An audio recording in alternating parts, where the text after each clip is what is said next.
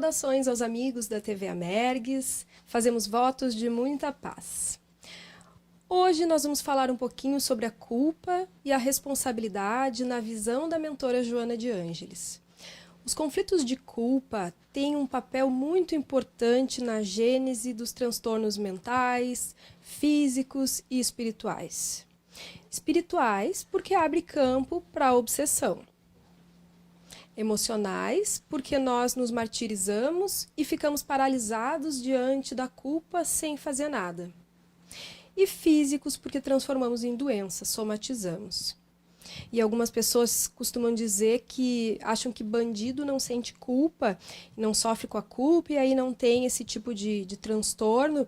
E eu escuto coisas do tipo assim, a gente está sempre se esforçando, tentando melhorar e sofremos com um monte de culpa e os criminosos que fazem um monte de coisa não sentem culpa e ficam tranquilos com as suas ações ignóbeis, vamos dizer assim. E não é verdade, a gente que trabalha com saúde mental, que já teve a oportunidade de atender em internações pessoas envolvidas com crime, que muitas vezes internam para tratar dependência química, por exemplo, a gente vê que bandido tem muita dificuldade de dormir, assaltados por pesadelos terríveis. Então, o nosso inconsciente tem uma instância moral que nos cobra aquelas coisas atos que nós praticamos e que estão em desacordo com a harmonia universal, vamos dizer assim, ficam inscritos na nossa consciência profunda e vêm nos cobrar através dos sintomas, sejam de ordem emocional, sejam de ordem física.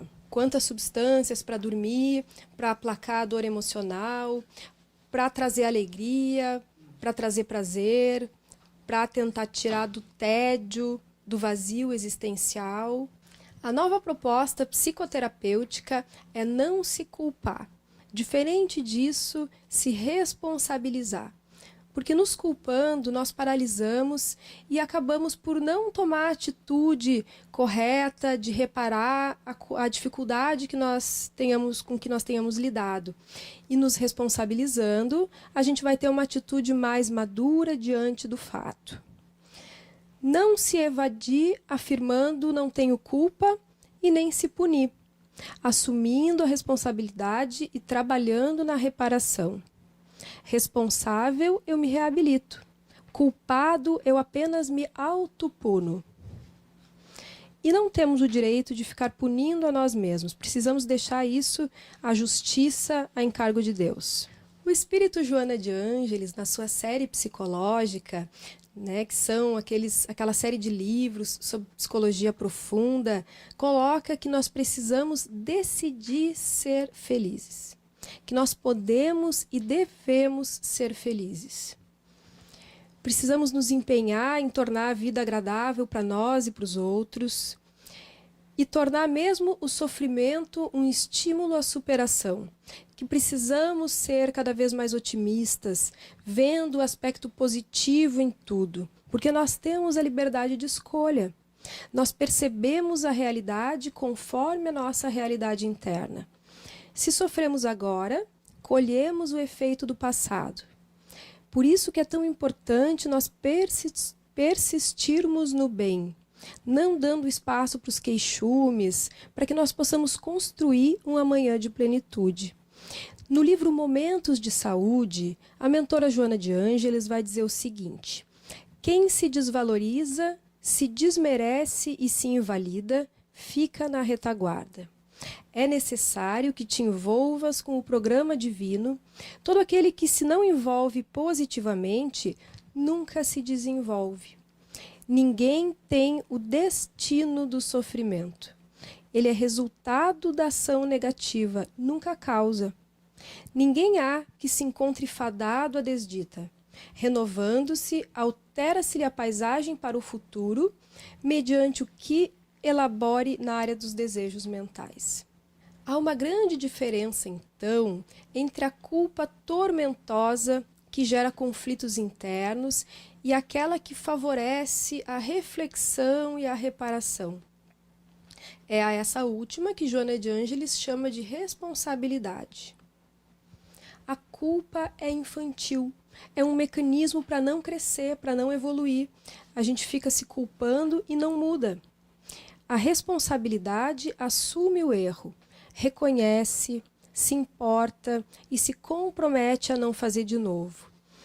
Dentre muitos exemplos lindos que a história nos traz, nós temos o Paulo de Tarso, que depois de se dar conta dos seus equívocos, de ter levado à morte diversas pessoas, inclusive a Estevão, no momento em que ele se dá conta dos seus erros, ele muda e passa a atuar no bem.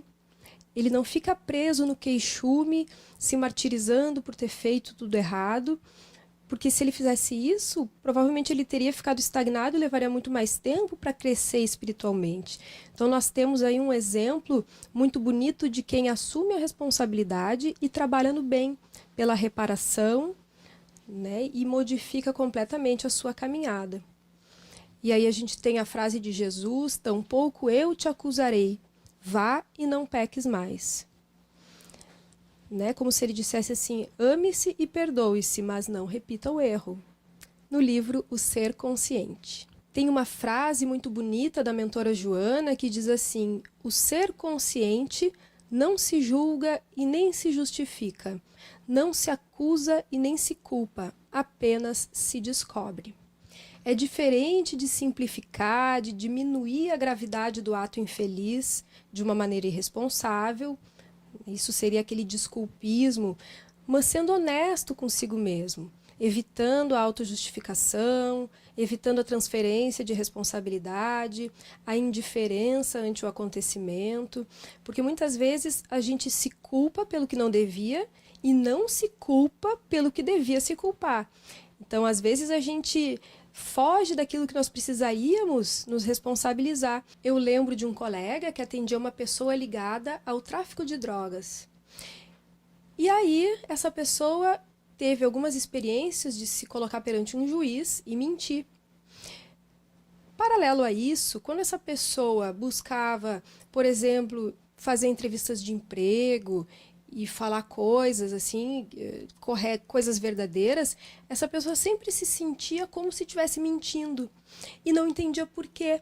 E aí, em sessão, ela foi podendo se dar conta que, ok, ela não estava mentindo naquelas outras situações, mas tinha uma situação onde ela mentia bastante. Então, o nosso inconsciente, ele nos cobra, nos traz essas questões morais que, se por um lado parece que a gente está fazendo e não se importa, né, e não assume a gravidade do erro, em outro local aquilo vai aparecer, e às vezes aparece através de um determinado sintoma. Tinha um paciente do Jung que sofria de uma neurose obsessiva e depois, em análise, pôde ser visto o quanto, na verdade, ele acabava extorquindo a namorada, fazia várias viagens às custas dela, não se sentia culpado de estar explorando a namorada, mas aí fazia sintomas obsessivos. Então, o que será que causa os nossos sintomas? Os nossos sintomas obsessivos, os nossos sintomas depressivos, os nossos sintomas ansiosos. É muito importante que nós possamos olhar para o sintoma como também um caminho que nos leva para dentro, que nos leva a olhar para as nossas questões em busca de uma superação, em busca de lidar de uma outra maneira. Por trás da culpa, nós temos o excesso de cobrança familiar, que nós nunca vamos corresponder totalmente, aliás, não vamos corresponder totalmente à expectativa de ninguém. Francisco de Assis, por exemplo, teve que frustrar o pai dele, que era um comerciante, que esperava que o filho fosse comerciante também. E assim a gente tem tantos exemplos, o próprio Mestre Jesus. Então, aquele excesso de cobrança familiar e a pessoa tentando dar conta de uma expectativa alheia pode gerar conflitos de culpa. A onipotência, aquele sentimento de que eu sou o pior do mundo. O desamor, falta de amor próprio, se sentir não merecedor das coisas boas da vida, uma baixa autoestima também tem relação com a culpa. O desamor, o orgulho. Eu acompanhei uma situação de uma senhora que era sustentada pelo ex-marido. Ela tinha muita raiva porque o ex-marido tinha traído ela e o ex-marido provavelmente se sentia culpado por isso, então sustentava ela há vários anos e ela tinha um grande conflito e sintomas depressivos. e também não sabia por quê. Então ela também explorava por raiva e por essa mágoa, pelas coisas do passado, mas permanecia vinculada a ele, fazendo sintomas. Então, como é importante poder se dar conta dessas coisas, porque era uma maneira de não se permitir se libertar. A ignorância também tem relação com a culpa, de acreditar emocionalmente num peso descabido para determinada coisa. E também o excesso de consciência. Às vezes o espírito se reencarna com um medo muito grande de errar na atual encarnação, por ter errado nas outras, como é natural, a gente erra bastante ainda na fase em que nos encontramos, e às vezes algumas pessoas se reencarnam com esse medo muito grande de errar, com essa cobrança de si muito grande, e esse excesso de consciência acaba fazendo com que a pessoa paralise. Não quer errar, então às vezes acaba não fazendo nada com medo de errar. E é melhor errar tentando crescer do que enterrar os talentos na terra, como a própria parábola de Jesus nos ajuda a refletir. Então a gente vê que culpa demais tem a ver com baixa autoestima, com julgamentos negativos, que muitas vezes faz com que se desconte na sociedade através da revolta, ou em si mesmo, através da depressão, da ansiedade. E a culpa de menos evidencia uma falta de capacidade de empatia, uma falta de código moral interno. Para a libertação da culpa, nós precisamos inicialmente identificá-la.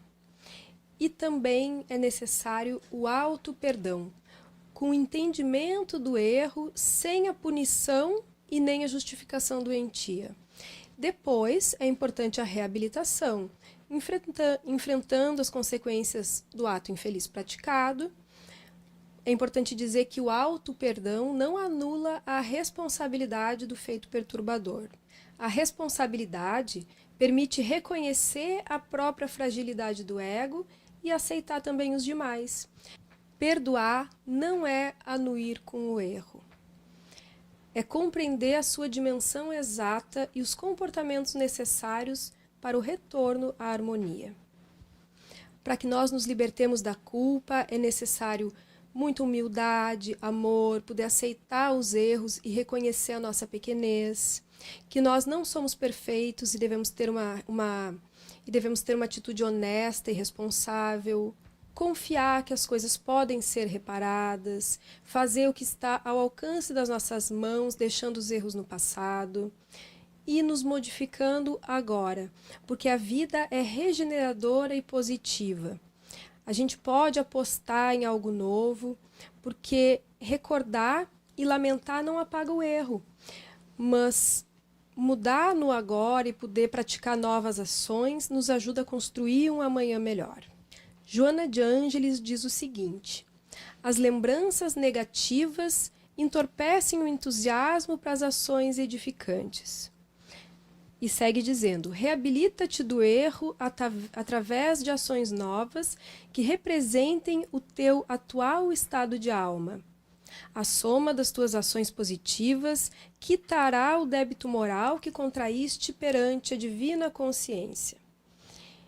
Então, que nós possamos, sem uma fixação heróica no fazer excessivo e compensatório, mas no poder ser de uma maneira muito humilde, ser cada dia um pouquinho melhor, substituindo os pensamentos negativos por frases positivas, sendo úteis, nos sentindo úteis. Joana de Ângeles fala que quem é solidário jamais fica solitário. E trabalhar no bem mesmo por entre lágrimas. Essa é talvez uma das mensagens muito bonitas do Espiritismo, para que nós possamos reconstruir a nossa trajetória, construindo um amanhã de maior paz, de maior alegria. Porque se nós colhemos frutos amargos hoje, podemos fazer a sementeira para o amanhã, para que possamos colher, então, com uma maior consciência. Desejamos que a paz de Jesus nos envolva a todos e até breve.